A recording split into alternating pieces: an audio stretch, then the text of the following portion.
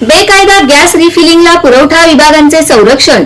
सोलापूर शहर व ग्रामीण भागात अवैध घरगुती वापरण्यात येणाऱ्या गॅसचे रिफिलिंग होत असल्याचे पुन्हा एकवार दिसून आले. त्यामुळे पुरवठा विभागाचे संरक्षण असल्याशिवाय असे रिफिलिंग होत नसल्याची शहर व ग्रामीण भागात चर्चा सुरू आहे.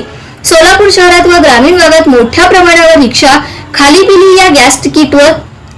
या गॅस किटवर चालवल्या जातात, परंतु त्या गॅस पंपावर गॅस भरताना दिसून येत नाही, तर घरगुती वापरण्याच्या गॅसवर चालवल्या जातात. शहरात व ग्रामीण भागात अनेक ठिकाणी हे गॅस भरण्याचे अवैध उद्योग चालतात. मध्यंतरी घरगुती वापरण्याच्या गॅस सिलेंडर संदर्भात शहर गुन्हे शाखेच्या वतीने कडक धोरण राबवण्यात आले होते. त्यानंतर काही प्रमाणात या प्रकारास आळा बसला होता. पोलिसांनी देखील याबाबत कारवाई केली होती.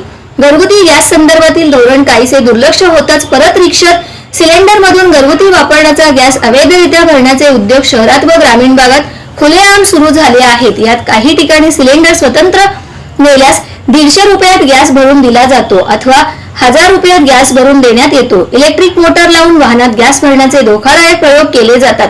तो जीवावर देखील बेतू शकतो. सर्वसामान्य ग्राहकाला 12 सिलेंडर सरकारी अनुदानात उपलब्ध होतात.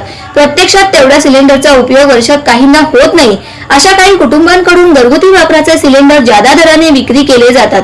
हा प्रकार झोपडपट्टी भागात विशेष करून घडत आहे.